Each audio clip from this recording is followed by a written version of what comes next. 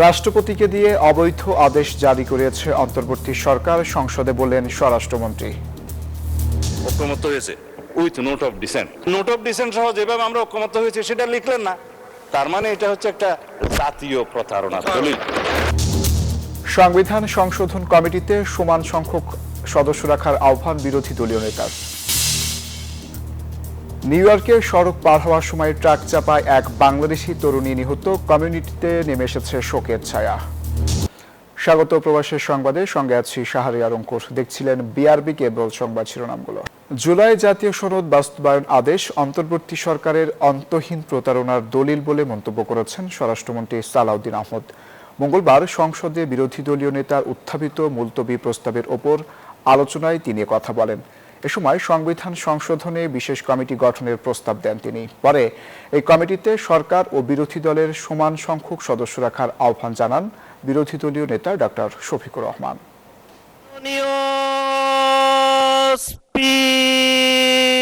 মঙ্গলবার জাতীয় সংসদে জুলাই সনদ ও সংবিধান সংস্কার বিষয়ে আলোচনা হয়। এ সময় বিরোধী দলীয় নেতা ডক্টর শফিকুর রহমান বলেন, জুলাই সনদ বাস্তবায়ন আদেশ অনুযায়ী সংবিধান সংশোধনে সমান সংখ্যক সদস্য নিয়ে কমিটি গঠন করতে হবে। যে বিষয়ের উপরে আলোচনা হয়েছে সেই বিষয়ের উপরে একটা কমিটি আপনি যদি উত্তম মনে করেন আপনি করে দিতে পারেন, তবে সেখানে আমাদের আহ্বান থাকবে যে দুই দিক থেকেই সমান সংখ্যক সদস্য নিয়ে যেন ওই কমিটি গঠিত হয়। এ সময় সংসদ সদস্য আন্দালিক পার্থ বলেন, বিএনপির সদস্যরাও জুলাই যোদ্ধা, তাই সংস্কার তারাও চান। এখানে আমরা যারা আছি আমরা সবাই জুলাই যোদ্ধা। আপনাদের বিরোধী দলীয় সম্মানিত মাননীয় আমাদের যে বিরোধী দলীয় নেতা, উনি উনার ভাষায় এত সুন্দর করে আমাদেরকে রেকগনাইজ করেন, কিন্তু যখনই ফ্লোর আপনাদের হাতে চলে যায় আপনারা আমাকে অ্যাটাক করেন অ্যাজ ইফ আমরা জুলাইতে আমাদের কোনো কন্ট্রিবিউশনই নাই। এটা কোথা থেকে আসছে?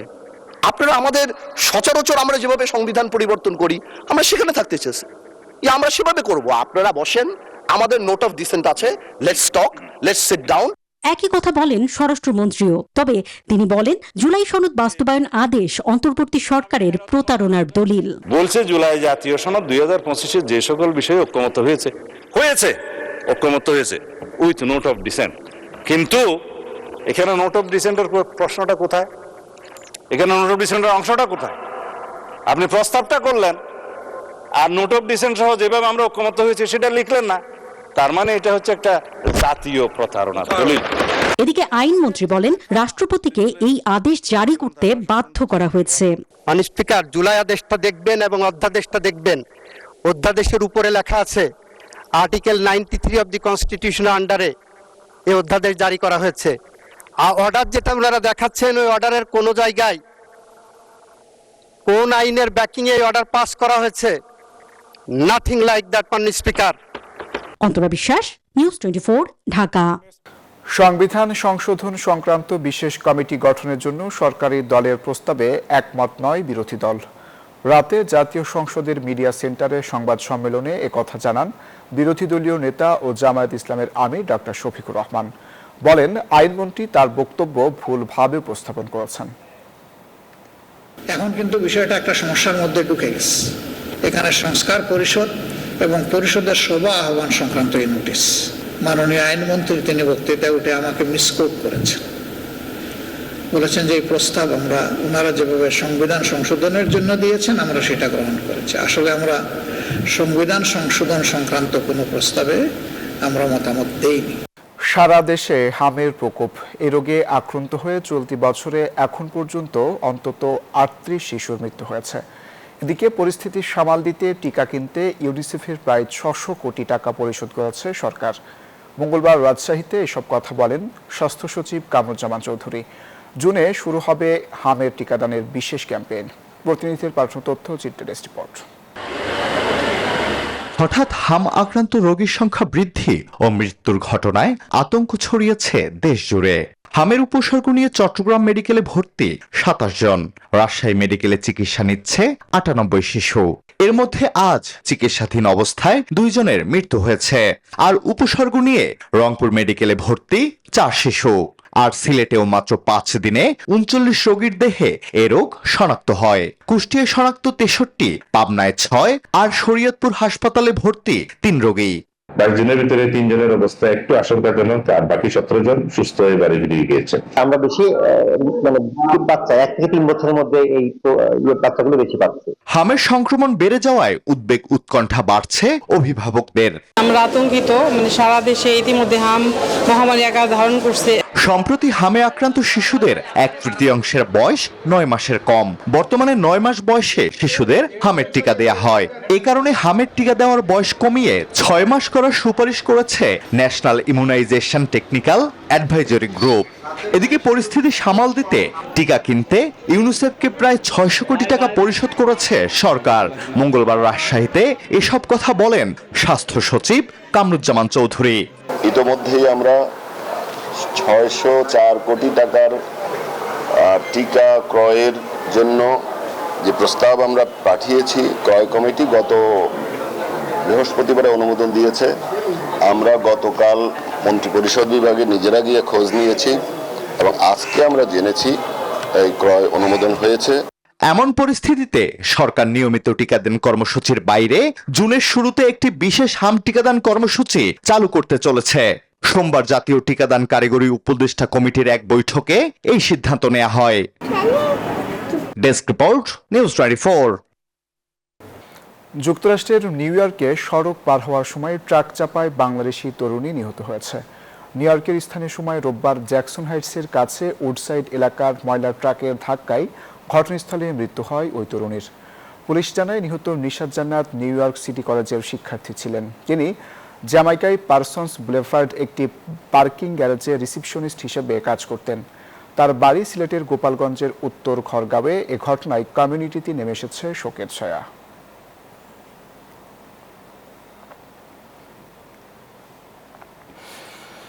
চলতি মাসের 30 দিনে দেশে এসেছে 362 কোটি 20 লাখ বা 3.62 বিলিয়ন মার্কিন ডলার। গড়ে প্রতিদিন দেশে এসেছে 12 কোটি 7 লাখ ডলার রেমিটেন্স।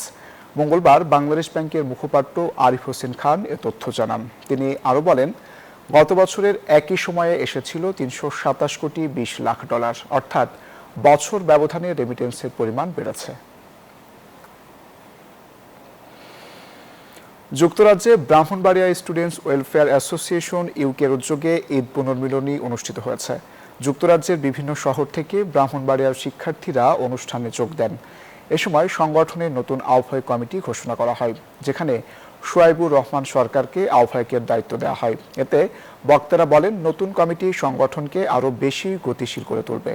অনুষ্ঠানে অতিথি হিসেবে উপস্থিত ছিলেন সৈয়দ এহসানুল হক, মুখলিসুর রহমান সহ আরও অনেকে। আমাদের মূল উদ্দেশ্য হচ্ছে স্টুডেন্টদের কল্যাণে এই সংগঠনকে দাঁড় করানো। আমরা ইউকেতে নতুন স্টুডেন্ট যারা আসে তাদের জব নিশ্চিত করা, তাদের বাসাবাড়ি থেকে শুরু করে সব ধরনের সহযোগিতা করার জন্য সাংগঠনিক কাঠামো দাঁড় করবো, যেটা আমরা পরবর্তীতে সবাইকে জানিয়ে দেব। সৌদি আরবের জেদ্দায় আয়োজিত হয়েছে ঈদ পরবর্তী আনন্দ অনুষ্ঠান। জেদ্দার কমিউনিটি ও শুভেচ্ছা ব্যান্ডের উদ্যোগে বর্ণাঢ্য এই উৎসব পালন করা হয়। দেশীয় সংস্কৃতির আবহে আয়োজিত এই অনুষ্ঠানে বিপুল সংখ্যক প্রবাসী বাংলাদেশি অংশগ্রহণ করেন। এতে বাংলাদেশ থেকে আগত কণ্ঠশিল্পী প্রমা শেখ ও স্থানীয় শিল্পী ইমরান নাচ ও গান পরিবেশন করেন। অনুষ্ঠানে সভাপতিত্ব করেন স্বপন হাওলাদার এবং প্রধান অতিথি ছিলেন হাসান আক্তার। এতে বাংলাদেশ কমিউনিটির লোকজন ও গণমাধ্যম কর্মীরা উপস্থিত ছিলেন। বাংলাদেশের সাবেক রাষ্ট্রপতি মালয়েশিয়ায় সাবেক রাষ্ট্রপতি জিয়াউর রহমান ও সাবেক প্রধানমন্ত্রী খালেদা জিয়ার ছোট ছেলে আরাফাত রহমান কোকোর মৃত্যু রহস্য উদ্ঘাটনে নিরপেক্ষ তদন্তের দাবিতে স্মারকলিপি দিয়েছে প্রবাসী বাংলাদেশি ও বিএনপির কর্মীরা।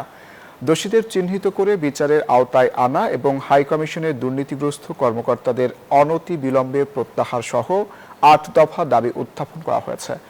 সোমবার কুয়ালালামপুরে বাংলাদেশ হাই কমিশন প্রধানের কাছে স্মারকলিপি দেওয়া হয়। নাসির উদ্দিন নাসির ও মোহাম্মদ মিনহাজ মণ্ডলের তত্ত্বাবধানে অনুষ্ঠিত কর্মসূচিতে রাজনৈতিক নেতাকর্মী সহ প্রবাসী বাংলাদেশিরা অংশগ্রহণ করেন।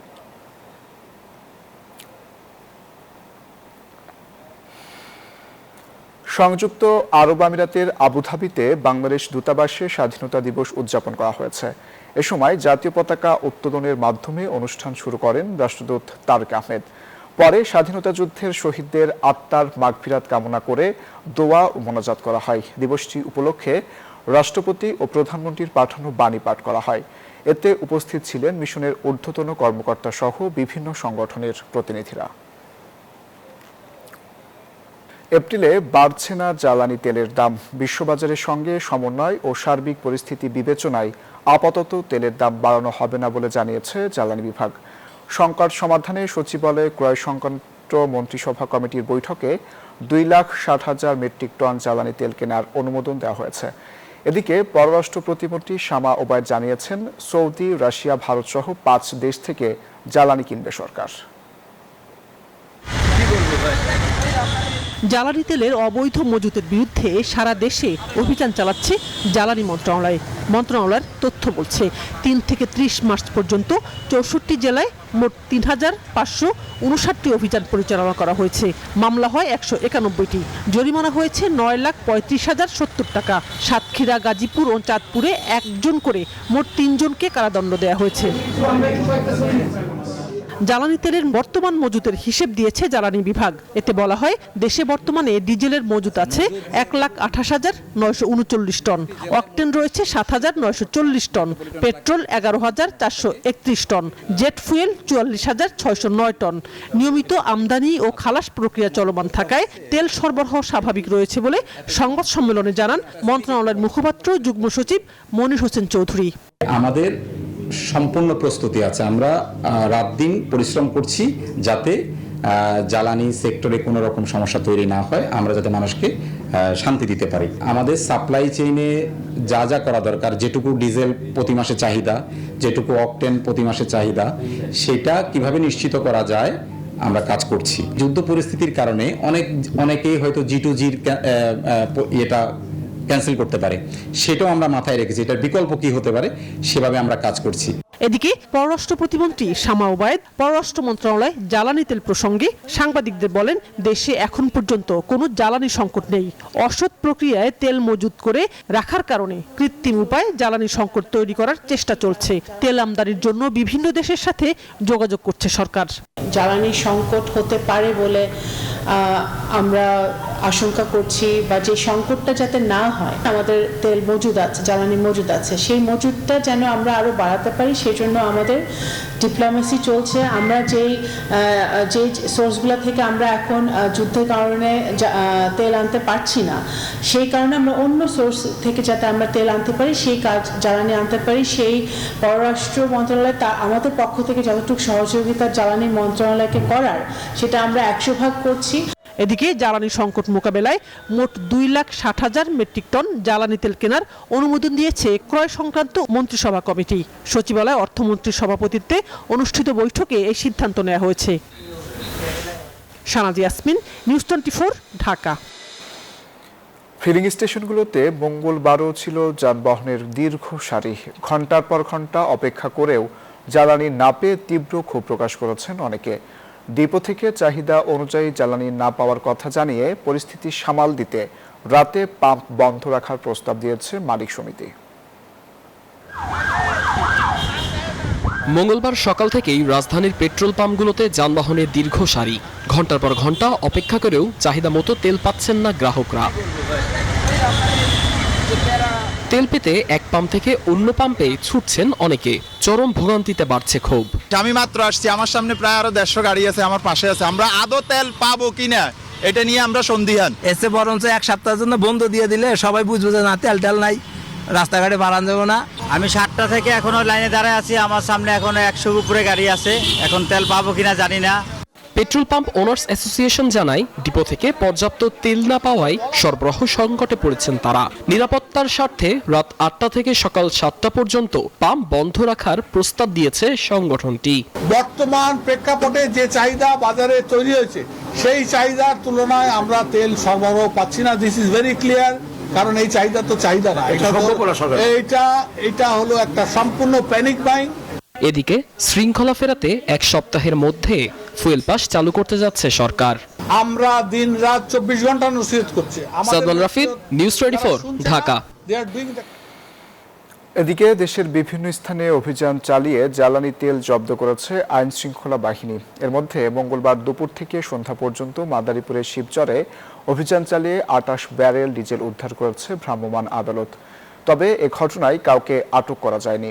জব্দ করা তেল ন্যায্য মূল্যে বিক্রি করেছেন ম্যাজিস্ট্রেট। এদিকে শরীয়তপুরের নড়িয়াতে অবৈধভাবে আনা 7,000 লিটার ডিজেল জব্দ করেছে ভ্রাম্যমাণ আদালত।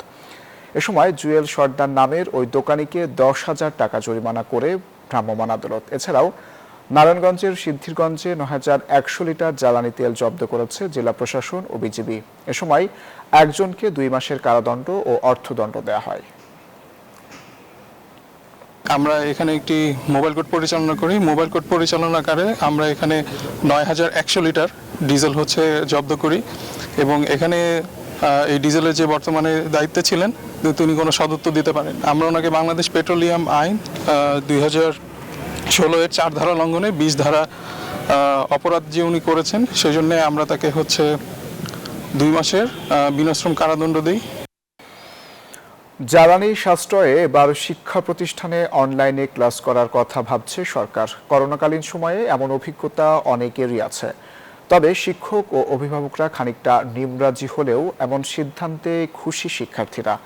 অনলাইন ক্লাসে পাঠদান বা গ্রহণে কোনো ব্যাঘাত ঘটবে না বলে মনে করছেন তারা। করোনা মহামারীর সময় শিক্ষা প্রতিষ্ঠানে অনলাইন ক্লাস শুরু হয়। করোনাকাল পেরিয়ে নতুন বাংলাদেশে দীর্ঘ বিরতির পর আবার অনলাইনে ফিরতে যাচ্ছে ক্লাস। এ নিয়ে গত কয়েকদিন ধরে শিক্ষা প্রতিষ্ঠানে ছিল গুঞ্জন। অবশেষে 3 দিন অনলাইনে ক্লাস ও 3 দিন সশরীরে ক্লাস নিতে চায় শিক্ষা মন্ত্রণালয়। এ নিয়ে কথা হয় শিক্ষকদের সাথে। করোনাকালীন অভিজ্ঞতার সাথে মিলিয়ে নিজেদের মতামত জানান তারা। অনলাইনে ক্লাস করলে যদি 5 মিনিট ক্লাস করে 1 ঘন্টা তারা অনলাইনে অন্য কিছু দেখবে। এর আগেও আমরা করোনাকালীন সময় এরকম পরিস্থিতির শিকার হয়েছিলাম। আমরা ওই পরিস্থিতিতে আমরা অনলাইনে ক্লাসের ব্যবস্থা করেছি। এখন পরিস্থিতি যেহেতু আমাদের অনুকূলে নেই সেহেতু আমাদের এভাবেই চলতে হবে। যদিও এই সিদ্ধান্তে খানিকটা নিমরাজি অভিভাবকরা। ক্লাসে যে পড়াশোনাগুলো হয় সেটা যদি সপ্তাহে 3 দিন অনলাইনে হয় সেটা অবশ্যই তার যে পরীক্ষা সেটা প্রস্তুতিতে ব্যাঘাত ঘটবে। তবে শিক্ষার্থীরা এমন সিদ্ধান্তে খুশি। করোনায় তাদের অনেকেরই অনলাইন ক্লাসের অভিজ্ঞতা থাকায় পড়ালেখায় ব্যাঘাত ঘটবে না বলে মনে করছেন তারা। অনেক স্টুডেন্ট আছে যারা অনেক দূর থেকে আসে, তাদের জ্যামের জন্য অনেক সমস্যা হয়ে থাকে। যদি অনলাইন ক্লাস নেওয়া হয় তাহলে তাদের আগে জ্যামের সমস্যা পড়তে হবে না। এদিকে শিক্ষা মন্ত্রণালয়ের নীতিগত সিদ্ধান্ত নিলেও মন্ত্রিসভার বৈঠকে বিষয়টি তুলবেন তারা। সেখানে হবে চূড়ান্ত সিদ্ধান্ত। Desk report, news 24। জ্বালানি সাশ্রয়ে অনলাইন অফলাইন মিলিয়ে পাঠদানের পরিকল্পনার কথা জানিয়েছেন শিক্ষামন্ত্রীও। বলেন, সারা দেশের স্কুলগুলোতে সশরীরে ক্লাসের পাশাপাশি অনলাইনেও ক্লাসের ব্যাপারে সরকার চিন্তা ভাবনা করছে। মঙ্গলবার সচিবালয়ে সাংবাদিকদের কথা বলেন শিক্ষামন্ত্রী। অনলাইনে যদি যা হয় যেটা আমরা আবার আনসোশ্যাল হয়ে যাব সেটা আমরা ভাবছি। Education so will propose in the cabinet meeting থার্সডেতে আমাদের মন্ত্রণালয় থেকে। তারপর ক্যাবিনেটে আলোচনা হবে, তারপরে এটা ডিসিশন আসবে। কুয়েতের তেল ট্যাঙ্কারে হামলার জবাবে ইরানে 2000 পাউন্ড ওজনের বোমা ফেলল যুক্তরাষ্ট্র, যা আন্তর্জাতিক অঙ্গনে নতুন করে উত্তেজনা তৈরি করেছে। বিভিন্ন সংবাদ মাধ্যমের দাবি, প্রায় 2000 পাউন্ড ওজনের এই বোমা ইস্পাহানের একটি গুরুত্বপূর্ণ অস্ত্রাগার লক্ষ্য করে যুক্তরাষ্ট্র ও ইসরায়েলের যৌথ অভিযানে ব্যবহার করা হয়। তবে এ বিষয়ে ইরান এখনও আনুষ্ঠানিকভাবে কোনো প্রতিক্রিয়া জানায়নি। যুক্তরাষ্ট্র ইরানে ইস্পাহান শহরে প্রায় 2000 পাউন্ড বা 907 কেজি ওজনের ব্লাঙ্কার ব্লাস্টার বোমা ব্যবহার করে হামলা চালিয়েছে, এমন খবর দিয়েছে বিভিন্ন আন্তর্জাতিক গণমাধ্যম। প্রেসিডেন্ট ডোনাল্ড ট্রাম্প ট্রুথ সোশ্যালে ইরানের একটি বিশাল বিস্ফোরণের ভিডিও শেয়ার করেছেন। গণমাধ্যমের প্রতিবেদন অনুযায়ী স্থানীয় সময় মঙ্গলবার ভোরে ইস্পাহান শহরে এই ঘটনা ঘটে। শহরের উপকণ্ঠে অবস্থিত একটি বড় গোলাবারুদের ডিপোকে লক্ষ্য করে এই হামলা চালানো হয়। হামলায় একাধিক শক্তিশালী সেকেন্ডারি বিস্ফোরণ ঘটে, যা বিশাল অগ্নিগোলক ও শকওয়েভ সৃষ্টি করে। ইস্পাহান ইরানের একটি গুরুত্বপূর্ণ কৌশলগত কেন্দ্র, যেখানে সামরিক স্থাপনা ও প্রতিরক্ষা শিল্পের পাশাপাশি ইউরেনিয়াম সমৃদ্ধকরণ কার্যক্রম পরিচালিত হয়। তবে এখন পর্যন্ত ইরান আনুষ্ঠানিকভাবে এই হামলার বিষয়টি স্বীকার করেনি। যুদ্ধ দ্বিতীয় মাসে প্রবেশের প্রেক্ষাপটে এই হামলাকে কেন্দ্র করে সংঘাত আরও তীব্র হওয়ার আশঙ্কা তৈরি হয়েছে। এদিকে একই সময়ে পাকিস্তান, মিশর, সৌদি আরব ও তুরস্ক সংঘাত নিরসনে কূটনৈতিক সমাধান খুঁজতে বৈঠক করেছে। চন্দ্রানী চন্দ্রা, নিউজ 24। আর এই ছিল প্রবাসের সংবাদে। এতক্ষণ সাথে থাকার জন্য ধন্যবাদ।